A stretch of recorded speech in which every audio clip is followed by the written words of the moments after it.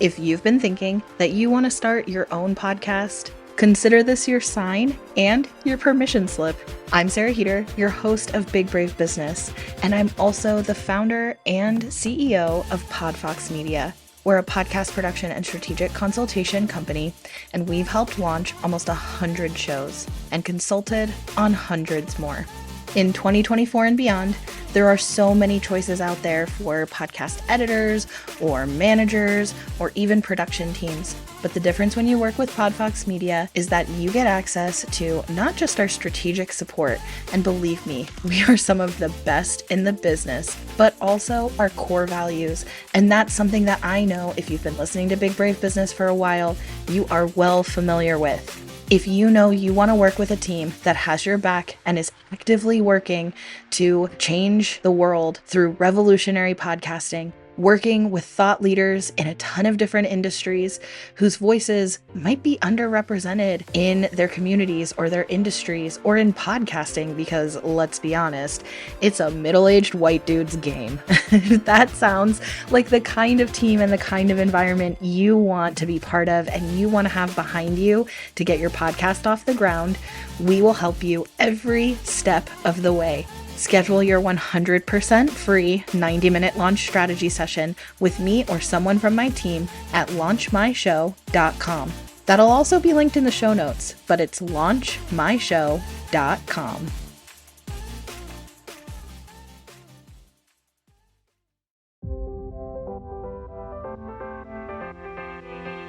Welcome back to Big Brave Business. I'm your host, Sarah K. Heater.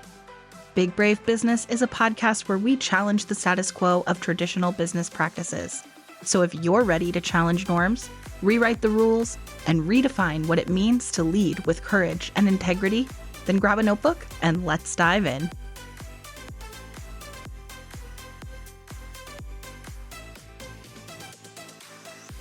Welcome back to Big Brave Business. I am here with guest and longtime internet and podcast friend, Lisa Zawrotny. Lisa is a productivity and accountability coach, founder of Positively Productive Systems, and host of the Positively Living podcast. She helps multitasking creatives and caregivers reduce overwhelm and boost productivity without burning out or sacrificing what they love. And when she's not sharing how to simplify and stress less, you'll find her hanging out with her husband and kiddos, traveling, watching movies, and acting like a rock star, or hiding from the world with an iced coffee and a good book, probably trapped under a cat. Lisa has current certifications in time and stress management, life coaching, and positive psychology, and she's helped hundreds of clients do less, live more, and breathe easier. Welcome to the podcast, Lisa. Thank you, Sarah. I am delighted to be here. I am really happy about this conversation. It's coming at such a perfect time because I've shared this on the podcast, but last month, and at this point, by the time this comes out, it'll be a few months ago, but I just finished reading a few weeks ago, Laziness Does Not Exist by Dr. Devin Price. Are you familiar with the book? I am not, but that's going on my TBR. Yes, and you are going to love it. Yes. It fits right in with what you do and your perspective on things, but it is one of those books that I read that really just changed the way I see the world and the way I take up space in the world, right? There's occasionally you get this magic experience, and since you told me in your little bio before that I just read that you also like to be hiding from the world with a good book, sometimes you just come across these books and it's just magic that it just changes you. And I feel like this book was one of those for me.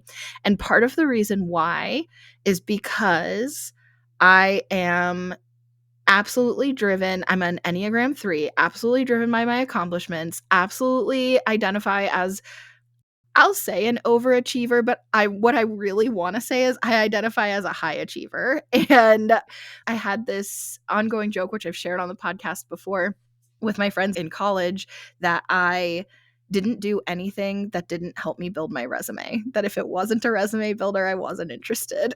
And that's how I defined my college experience. So a little different than the stereotype. So anyway, that that really impacted me. And I guess I'd just like to start there because now I've just shared my high achieving / overachieving hustle culture roots. So I'm curious for you, do you identify as an overachiever? Did you previously identify as an overachiever? Talk to me about that. Yeah, this is such a good thing to think about because it's like, was I a high achiever, overachiever, something? What kind of achiever? Yes, Yeah. definitely an achiever. And like you, I definitely wanted to be in the category of high achiever because I wanted to do well and I wanted to reach the goals I set out to do. But I had to think for a bit, like where overachieving showed up in my life and also think about what that might mean. I'm always digging into, okay, but what does that mean beyond the standard Forbes article that you might find? But what are the pieces, parts of it? Yes, perfectionist, right? Kind of part of it. It's being driven by success, but why? And so for me, it's the parts of us that are like, but it's not enough unless I, right? I'm not enough unless I get to this goal, have this degree, reach this milestone. And for me, I think it probably landed more in the people pleaser working kind of zone. If I show up, and still to this day, it's probably part of that there, I am above and beyond kind of gal.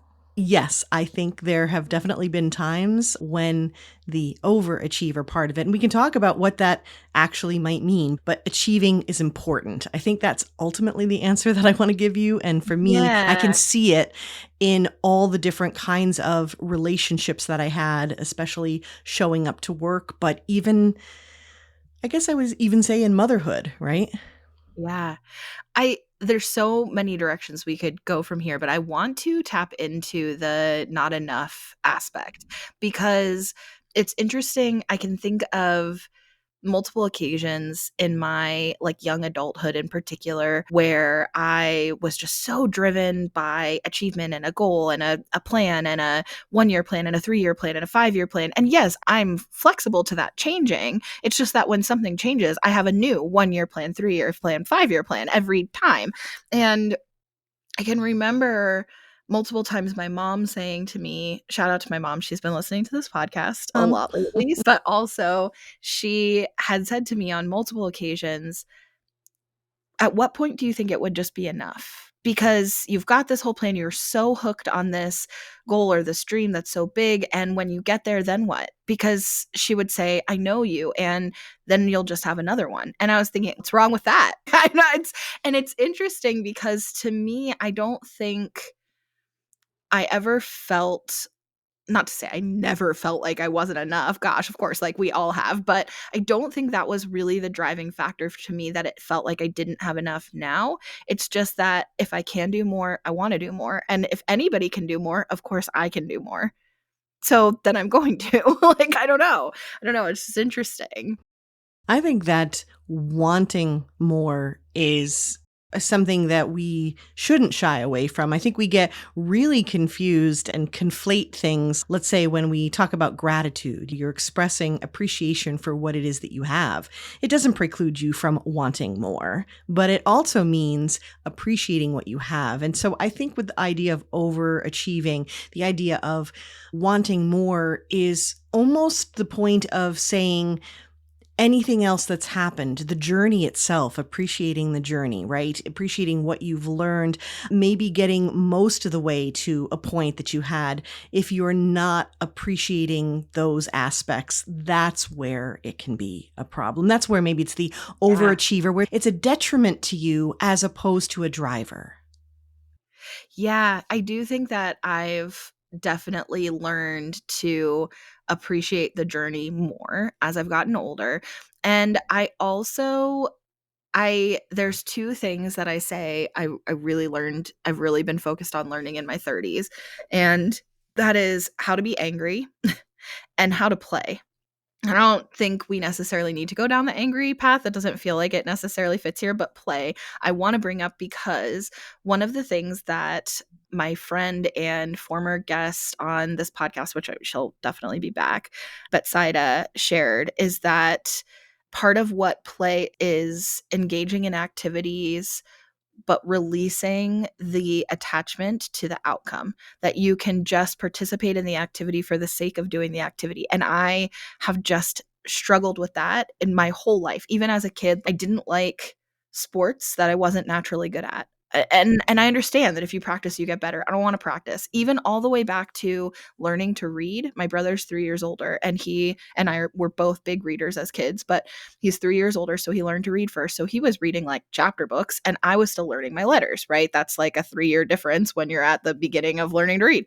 So I wanted to read like my brother, and I would always say, I don't want to learn my letters. I just want to read. And my mom would say, but you have to learn your letters in order to read. And this has been a theme that has come up my whole life, where she'll say to me, Sarah, you need to learn your letters. It's, I don't want to. I just want to get to the reading part. That's the fun part. So I've always been a person who does things that I'm naturally already good at. And then I don't mind practicing to continue to get better because I already started in the fun part. It's not fun to suck. So I have trouble with that. And I think in my 30s, learning to play, and as in learning to do things and releasing the attachment to the outcome. I was just having a conversation with someone in person at a networking event. She's an artist, and she was talking about how people always say they're not artists or they're not creative. And she's, yes, you are. Like, everyone is. And also, when she sits down and she does like painting classes with people, one of the big pieces of resistance they give is like, what am I going to do with this painting?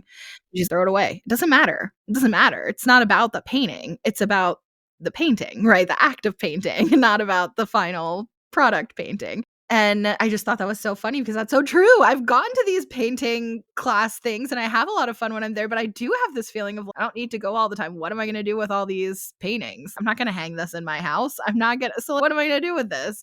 So yeah, anyways, I think the enjoying the journey is very closely tied for me to, it's one thing to enjoy the journey knowing that you're going to a really cool destination. It's another thing to enjoy the journey and releasing that you don't even have to have a destination.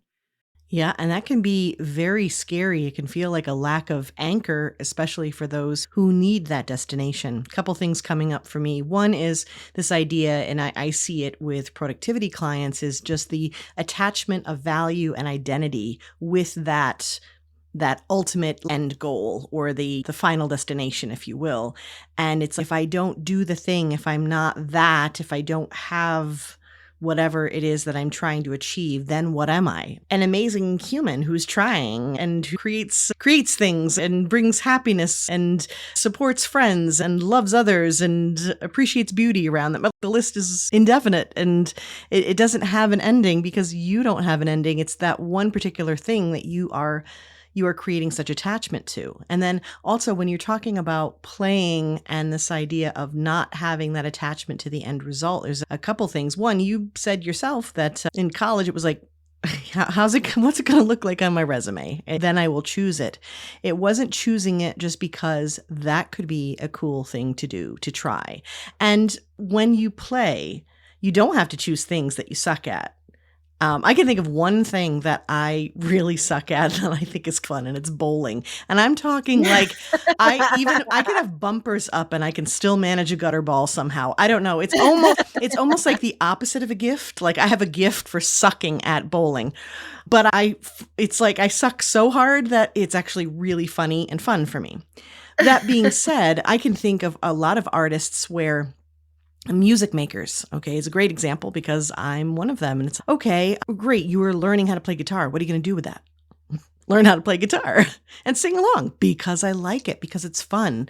And so sometimes I play the game of reframe where it's because it's good for me, because it fills my soul up. That's enough. Yeah. So on that note, I really am intrigued by this idea that I know we are so aligned in how much I loved this book, Laziness Does Not Exist, this whole rejecting like hustle culture, this kind of thing. I know we're so aligned on this. And also, you conversationally and formally call yourself a productivity coach. And I think that it's really easy to make the assumption that productivity equals hustle, right? And at the same time, I can challenge that assumption right away with, I do believe that rest can be productive. I definitely believe that. And if I believe that, then productivity does not equal hustle. So I'm curious, as a productivity coach, like, what does productivity even mean? What does that actually mean? Ooh, I love that question. And I probably answer it differently every single time. But really, when you get to the heart of the matter, it means being efficient in a way that opens up your life to truly living it. Mm. Doing the right thing at the right time, the right way for you is what I teach my clients. And when you do that, when you do things that are like positive psychology based, that where you're leaning into your strengths, when you do things that are based on your values, which by the way, it's totally okay to have the value of, I want to achieve, I want to be an achiever. There's nothing wrong with that. We can't throw out one just for the sake of saying, hey, let's not hustle. I think we have to be careful of the extreme and the detrimental side of these things. I like to use the word sprint because sometimes you got to push a little harder. Sometimes you do have to work. Sometimes there's extra effort to put in. But when you do it in a way that's a flow state, when you do it in a way that you absolutely love what you're doing, yeah, hard work is fine in that case because it's part of your deeper purpose. So to me, yeah, productivity is that efficiency and that getting things done. And that can be a combination of whatever you want it to be and need it to be for your life. There are some things that you just got to do, pay taxes and pay your bills and things like that. And there's things that you want to do, that you love to do. Like for me, I work hard at being a mom, but it's important to me. It's part of what I value. So it's a choice. When we're intentional about those things, yeah, there is going to be work. There is going to be a push.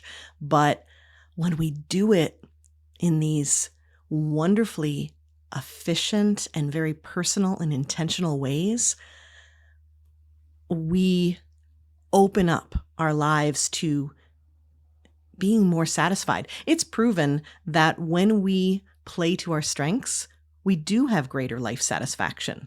So yeah, that to me is the magic of productivity. So it's not about the being productive for productivity's sake.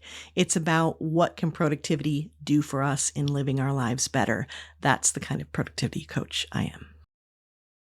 So that brought up a couple of things for me. And I think one of them I want to come back to. So I'm going to say it right now so that you can help hold me accountable that we're going to come back to it, which Okay. is, I'm just going to say personality tests, and then we'll Yes. come back to that. But before I go there, I want to say I'm so glad that you brought up hard work, because one of the things when I decided, so I became an entrepreneur. And if you've been listening to this podcast for a while, thank you, first of all. But second of all, that I started my business because I was laid off from my job. And when I got laid off from my job as an overachiever and a high achiever, and defining myself by my resume and my productivity, my accomplishments, I took it so hard and personally. And I don't say that kind of initial clause to say that I took it more personally than anybody else who gets laid off, because getting laid off sucks and it's personal. So everybody who has experienced that has absolutely every right to take it personally. I think for me, I'm trying to just express that I took it the way that I took it personally is that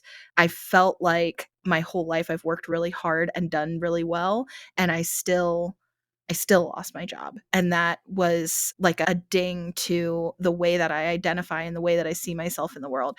And in exploring what now, what do I want to do now? And what do I actually think? And how do I feel about work? And how do I feel about capitalism? And how do I feel about just the structure of society and my role in it and my place in it? And how do I want to do things? And how do I want to change things? One of the things that I started challenging for myself was my belief around the virtue of hard work.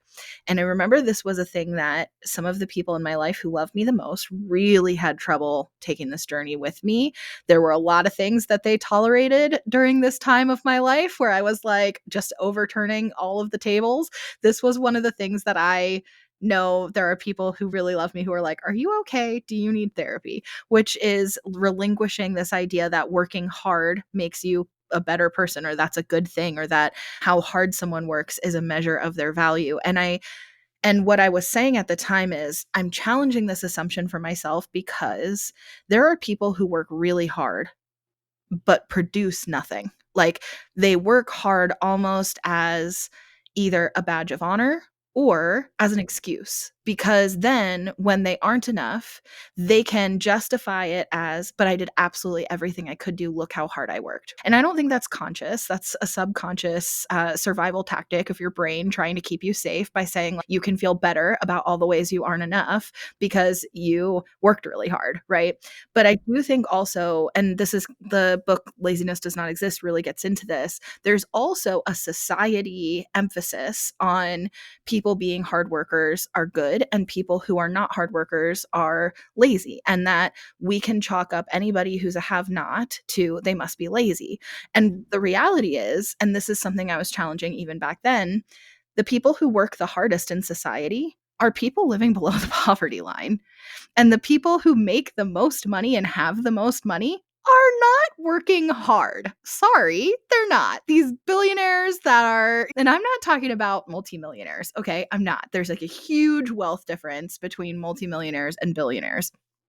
Multi-billionaires, they are not hard workers. Sorry, period. They're not. Not compared to a single mom with multiple children living below the poverty line without education, without a support system of a family, with institutionalized and factors working against her, who's working multiple jobs, who's trying to keep a roof over her kid's head or food on the table. I'm sorry, but there's no comparison of who's working harder, right?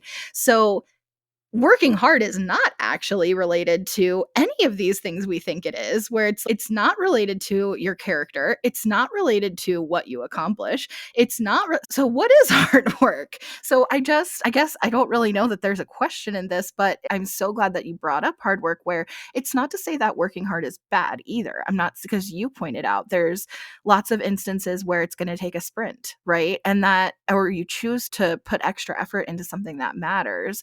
But I guess I'm just curious what comes up for you, or how does that feel to you to challenge this idea that hard work is good? No, I love that you brought that up, because now you're playing in the zone that I love to play in, which is this busy badge of honor, right? The hard work, and I'm air quotes everywhere here, that goes along with the being busy versus productive, right? You start to make that distinction of you're just going and you're putting forth all this effort. If you think about hard work in terms of energy, not just energy management, I like to talk about energy management, but we're talking about energy expenditure, if you will.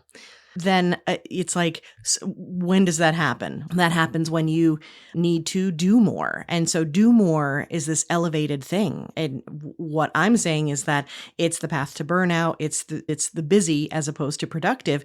And it's that thing that is elevated in society because it's like, look at that person going. They're really putting in an effort that really matters. It's not always. What about the people who are spinning their wheels? They can be, Right. and I'm not talking about the single mom situation that you mentioned. Right. That's doing her very best within serious constraints. Yes. But there are some who continue to pack their calendar full and pack their to-do list full, and for so many different reasons. And these are the kinds of things I love to unpack as a coach, where it's, wait, okay, you have all the stuff on your list. Okay, that's urgent. Wait, whose urgent is it, by the way? Where did that come from? This is an obligation. Why? Is that your obligation, or did somebody else? Were you voluntold, like, as opposed to volunteered? Like, where did all this stuff come from? So I love that you question the work hard, because inherently the idea of working and working hard on its own is not an issue, but the context of it, that it is the only good thing that you can't achieve without working less. I think it's why the phrase work smarter came to be. They were trying to say, okay, as opposed to working harder, like having to constantly make the effort, maybe step back and ask. Now, sometimes you have to, because let's say you are doing something that is just not what you're gifted at. You talked about, I love to do things that are playing to my strengths. And I think that's wonderful. I think we challenge ourselves when we don't.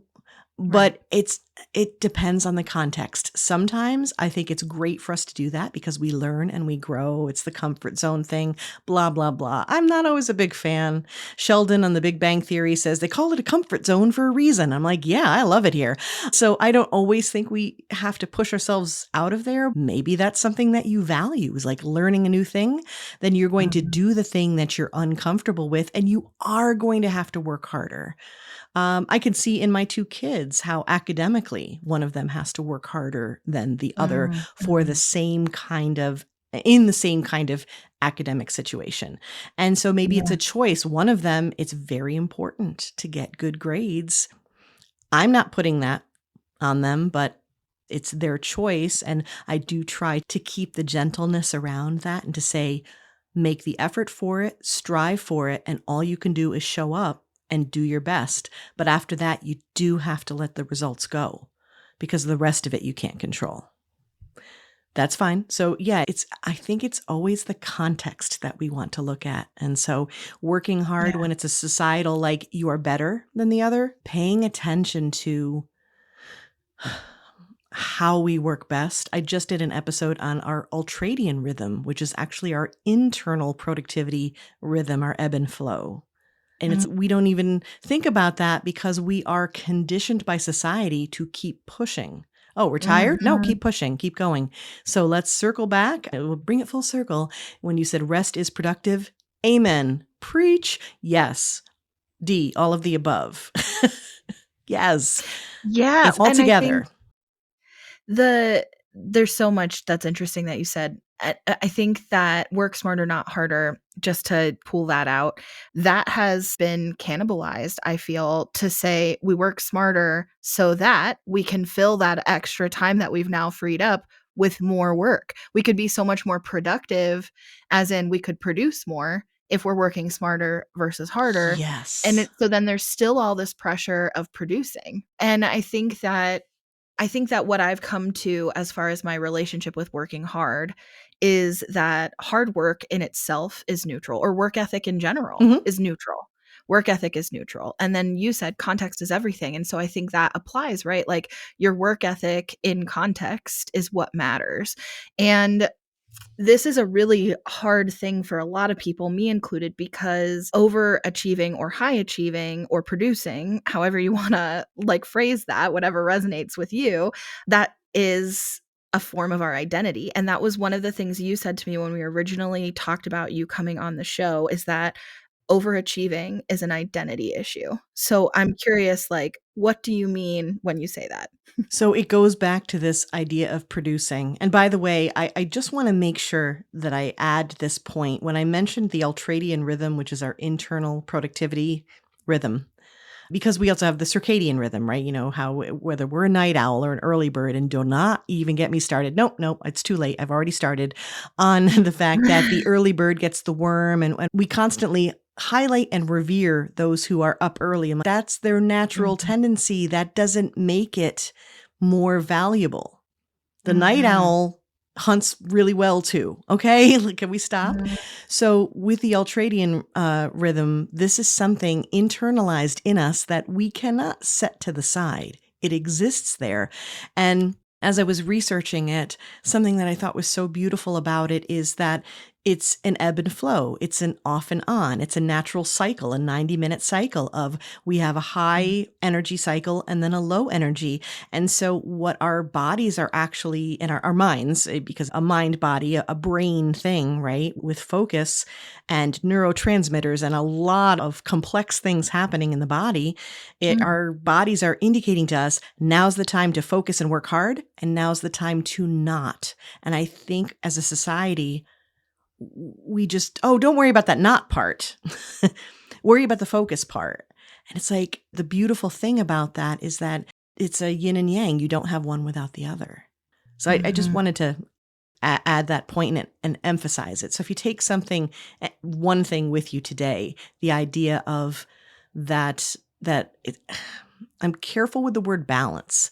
Balance usually means to equal, and I don't exactly mean that. I mean that it's a set, the off and the on, the productive and the rest part of it. They go together. And that's something I think as achievers, especially, we have to learn and really believe internally, because it's so easy to let everything outside of us tell us, no, rest is for the lazy. Yeah. Yeah. And that we can't let go of the guilt while resting, that we could be doing something more productive.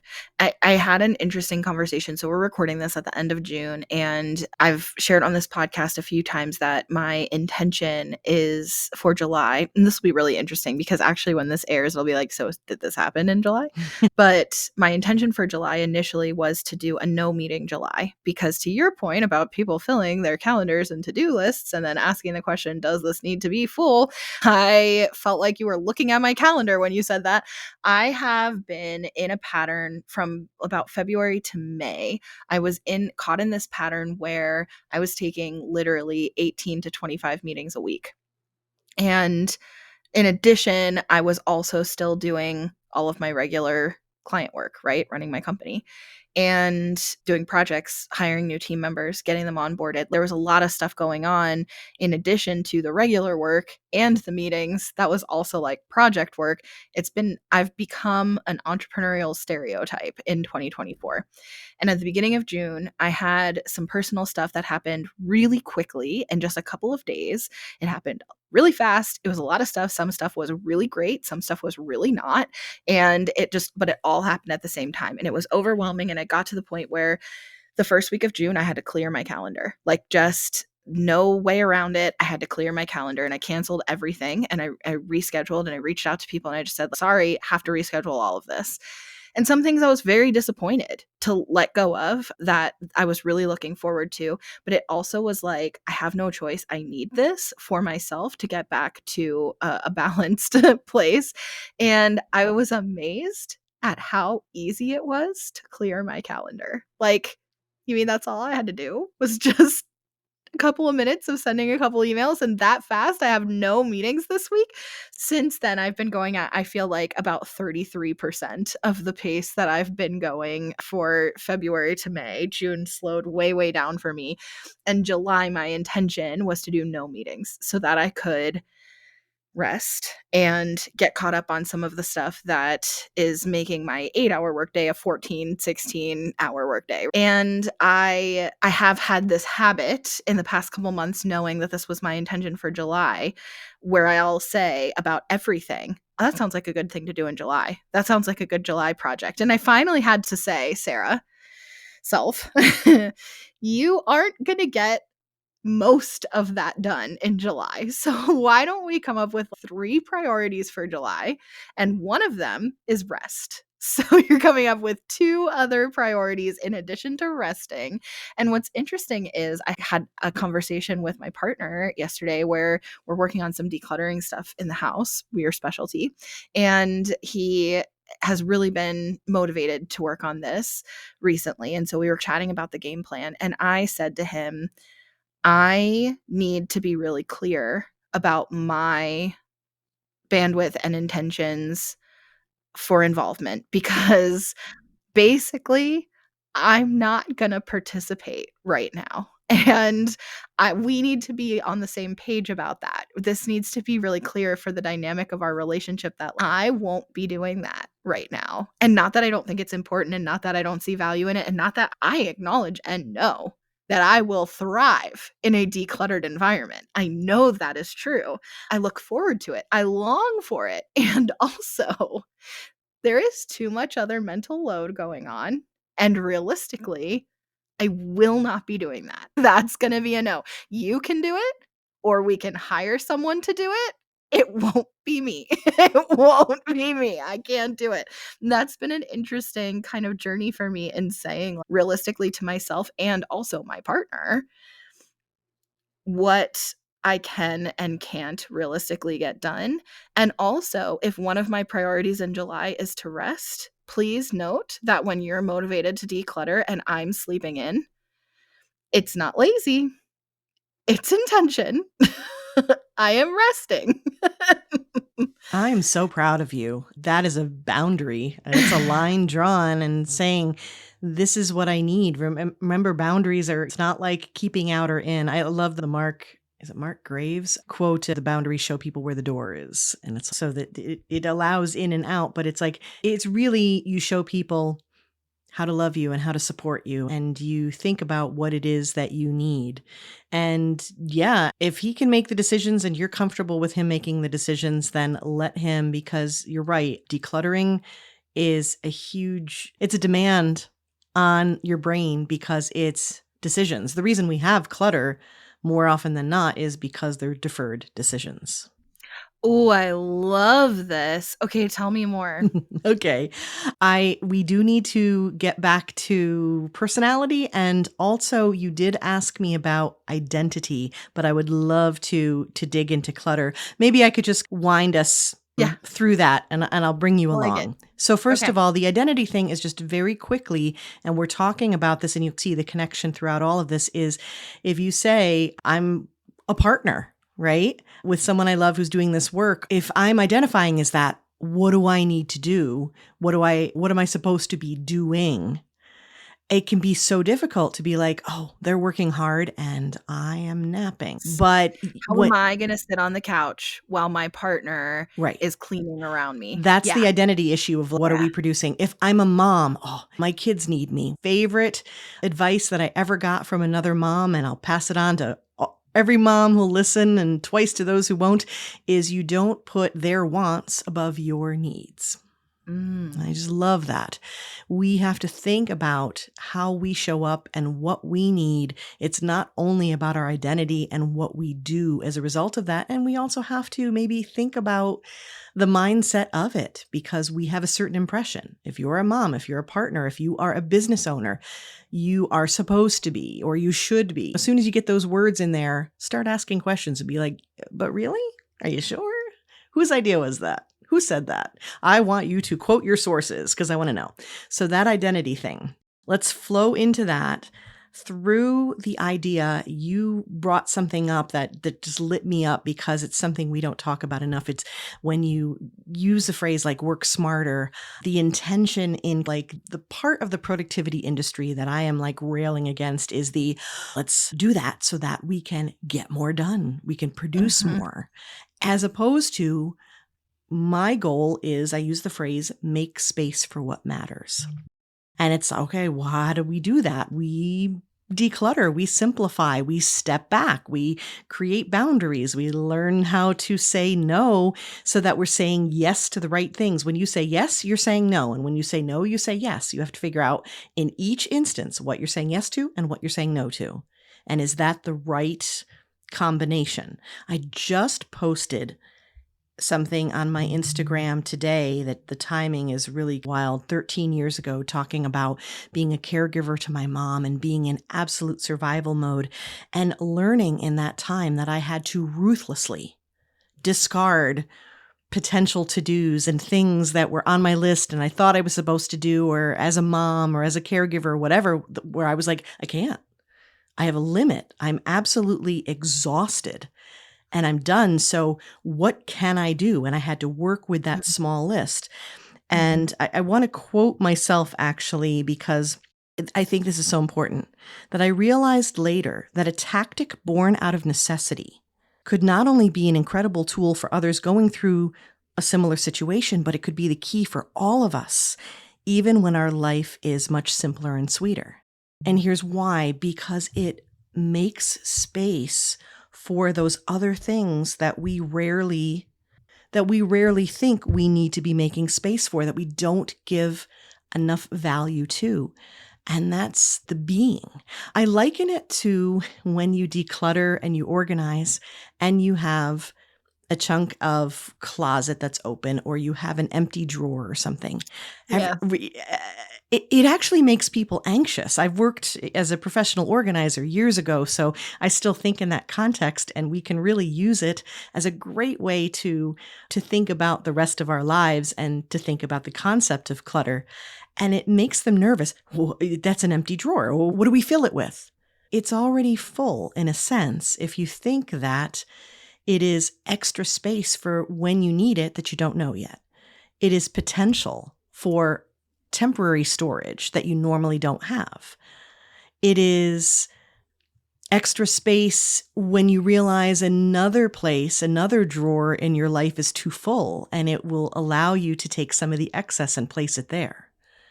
Mhm. So if you start thinking about that and extrapolating into other parts of Mm. your life, into your calendar and your to-do list, and even in just the moments of silence and calm in your life, they don't always have to be filled with something because there's so much potential there, as opposed to constantly having an excess and an overflow. You have the potential to really make it easy. So case in point, if you have more buffer on your calendar, then when you do have a situation where there's a lot going on, and I've had this happen, I do walk my own talk, then I have fewer people that I have to cancel with. I learned my lesson that like the last week of the school year for the kids and when regents exams are happening and stuff like that happens, that's not a good time for me to be making appointments. So I won't. And even though it feels empty, there's something that's bound to fill it, like stress. Or in this case, our school decided that with such a heat wave, they were actually going to have the kids out at half day, early dismissal anyhow. Mm. I didn't have a thing I needed to rearrange on my schedule because I Mhm. had intentionally planned ahead to keep it that open. And that's what I mean by Yeah. making that space. That's like an event planning tactic and a scheduling tactic as Yeah. well to intentionally build in those buffer spaces because most likely events will unfold in a way that you're going to run over. And if you don't have that built-in buffer, then you're going to be running behind like a doctor's office, Yes. right? Like doctor's offices are always behind. They need more buffer on their calendar. So I think that is really interesting to think about that even in a physical way of having empty space, making space for empty space in your physical space. So like take a shot every time I say space. Um Doing so it I now. I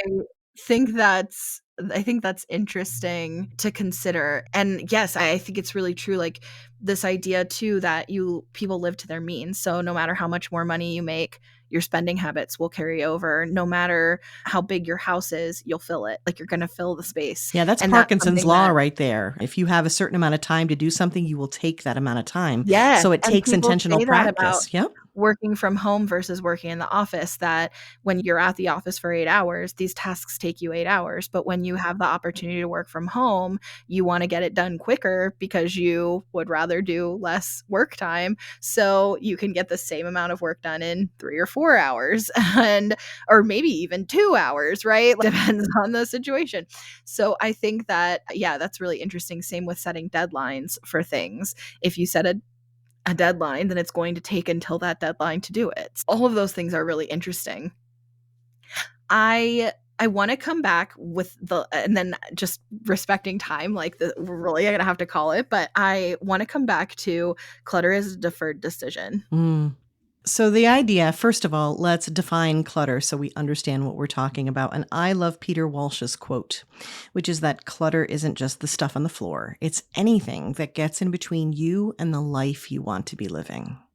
Mm. And I love using that quote because it really opens us up to the concept that I work with, which is whole life decluttering. Not just the Mm. stuff on the floor, the stuff in your closet and your drawers, but also everywhere in your life. If you think about it, you could simplify it by calling it blocks. What is blocking you from living your life well? And I Mm. especially love that kind of definition because then you can start taking my fellow bibliophiles. I do love some good books who have bookshelves, and people will be like, that's clutter. Wait. Not just because I'm in defense of books here. I do love the books, but I will ask the question, is this keeping you from the life you want to be living? Or is it surrounding you and your space and your environment in something that inspires you? Are you unable to get to other things in your life because of the sheer number of books that you have? Or does it make you happy and safe in your space? I love that, and that is exactly what came to mind when you said that definition. Is I was like, "Oh, I love this," because it's a challenge to say, "What if this is the life I want to be living? What if this element that somebody else would call clutter is what I want?" Yeah. You get to choose. Love that permission. That's good. Yeah, you get to choose. And isn't that awesome?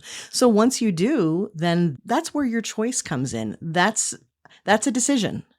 And it's one of the biggest ones because it is so easy to feel the guilt, feel the shame, feel the worry, the I should be's, right? And I'm expected to's and the obligations and people who look at something and identify it for you.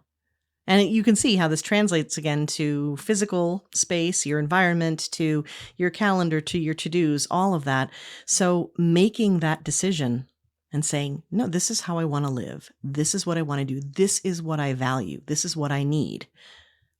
And saying what I need and protecting that is saying I value me. It's not always the easiest thing to do, but when you do, that's a decision.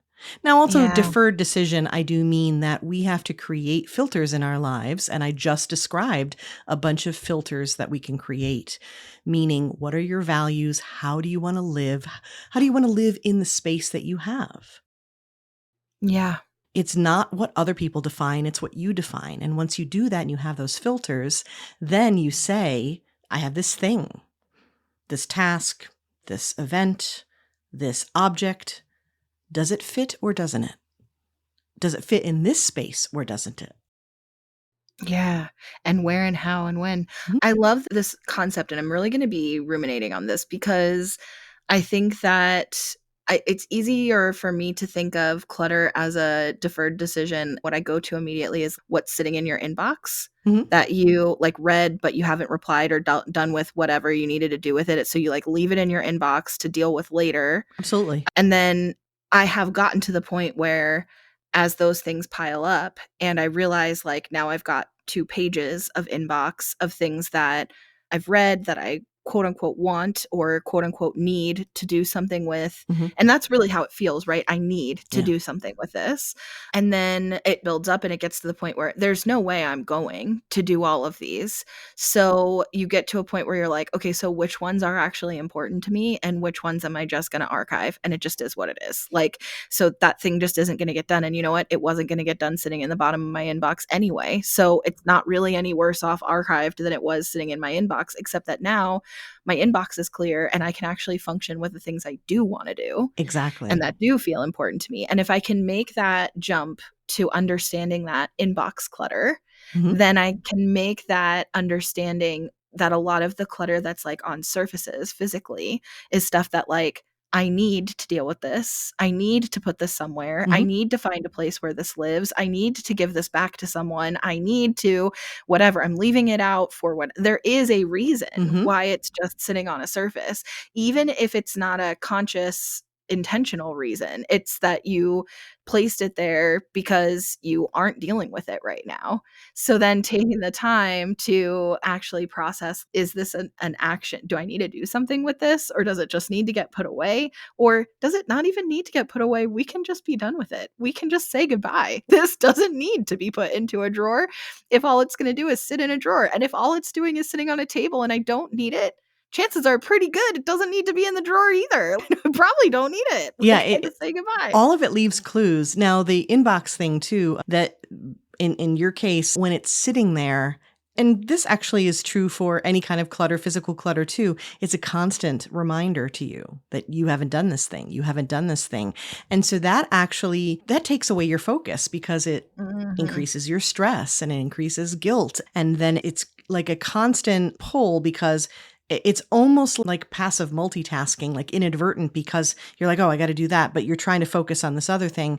And so when you make that decision, when you remove it, when you say, actually, I'm going to set it someplace else and I'm going to set a time when I will look at all those later. Like you could archive it, you could remove it to review once a month thing because it just wasn't that important, whatever you want to do, but leaving it right in that main space. I call organizing and decluttering that you have your prime real estate, your stuff that's right in front of you immediately, but on your desk, on the countertops in your kitchen, wherever it is that you're working, playing, living, right there in your face. You have to figure out what's going on with that and you have to keep the stuff that's absolutely important.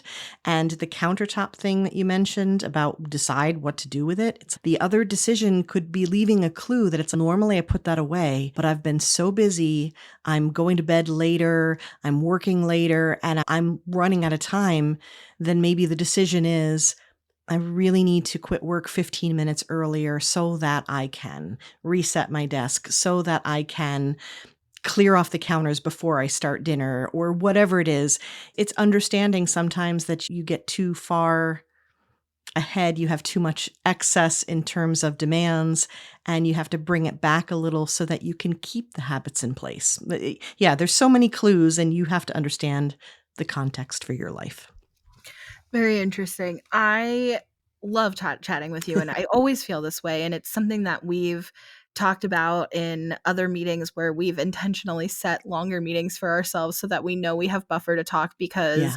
I just really appreciate all of your insights and perspectives and getting to dig into some stuff with you. And we always just dig right in, and I just love it.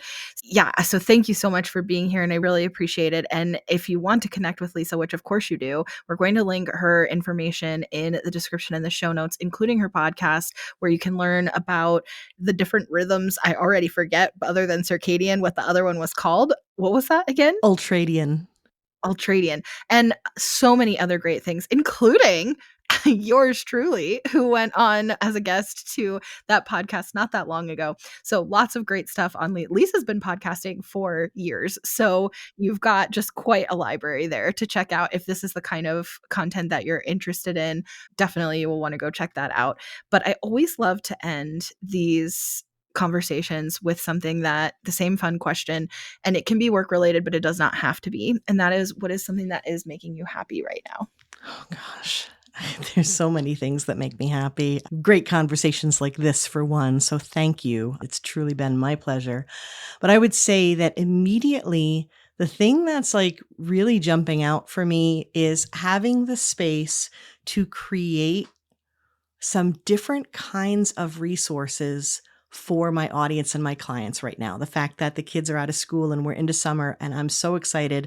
I have one workshop on demand already about decluttering, of all things, right? So we just talked about that. And I have more coming out, and a co-working club. I'm so excited to be able to reach more people and make it accessible. Not only budget, but also time, because it can be so difficult to make the space. And I'm going to make it easy so that we can keep on this path of realizing it's not about lazy. It's about doing what we love and loving who we are. Yeah, that's beautiful. And I could ask you questions about that, but we don't have time. So we'll talk about it offline. Another time. Okay, so mine, what's making me happy? I did finally make a list, because I've been recording these episodes and I can't remember what I've already said. And I was like, what I really need is a list. And thankfully, there is an endless number of things that make me happy. But I find myself sitting here like, did I already say this before? This one I did say a very long time ago. However, I'm excited because I'm celebrating a milestone related to it. So mine, what's making me happy, is Duolingo. And it's something that I can do while I'm taking a brain break from work or while I'm resting, but it's still something that's actively using my brain. It's the same reason I like reading, which is that it's active. My brain is active Mhm. in what I'm doing. It's not like a numbing thing. It's an engaged thing, but it's pushing me away from work, which is great. I love to make myself think about things other than work. And on Duolingo, at the time that this is coming out, I've just celebrated recently 1 year of daily Duolingo practice, which is so fun and awesome. So I've mostly been focused on Italian, but I took French for several years in high school and college. So I have done some French refreshing, and I started Spanish. But you know what I found is that doing three languages is really hard at the same time. So we've done very beginner little bits of Spanish, but I've mostly been doing Italian, and my family's Italian. And it's been really great and fun and interesting to feel connected to some kind of like family heritage through language. And I didn't expect to feel that. I just thought Italian would be interesting. I didn't expect it to make me feel connected to. I think that's something that's interesting about being white and American, is that we don't often have a strong heritage tie. And like being able to feel tied to my own family history in a more interesting way has been a lot of fun. And also just watching myself get better and thinking about how I started knowing zero Italian and how far it's come in a year is just really cool. And I'm really proud. And I have to shout out Eric because he is approaching his 2-year daily Duolingo practice that's around the corner. And he inspires me and motivates me to keep going. And I can't let my streak break because he's a whole almost an entire year further than me. And it's if he can do another year, I can do another year. So it like motivates me to keep going. And Duolingo, if you've never done it, has a free version. I do use the paid version, but Duolingo has a free version. And their recommendation is to do 15 minutes a day. So it's not a lot. Sometimes I spend much more than that. Sometimes I do spend less than that. I just do a bare minimum to make sure I'm keeping my daily streak. But yeah, anyways, so Duolingo, that's mine. It's been a lot of fun. And if you're interested in exploring language, I've always liked learning other languages. I always felt like I was pretty good at language. And yeah, if that kind of thing is fun for you, highly recommend. Love it. They have like every language you can think of. I'm so proud of you for doing that. I am especially impressed since you said you struggled with doing things that you weren't necessarily good at. So if you started brand new, you actually did this. So that's a huge accomplishment. And by the way, fun fact on the productivity side of things, that 15 minutes more frequently daily, not only is that a phenomenal example of habit development, so good on you for that, but also the more frequent, shorter amount of time is especially effective for skill development. Yeah, rooted in science. I like it. I really appreciate you, and I really appreciate you listening. Thank you for being here. And Lisa, you're definitely gonna have to come back because we didn't even talk about personality assessments. No. So there we go. That's what we're gonna start with next time. Okay. So look forward to having you back, and thank you so much for being here today. And for you listening, don't forget to connect with both of us on social media. All of our information is going to be in the description, and go listen to Lisa's podcast. Okay, we'll see you next week.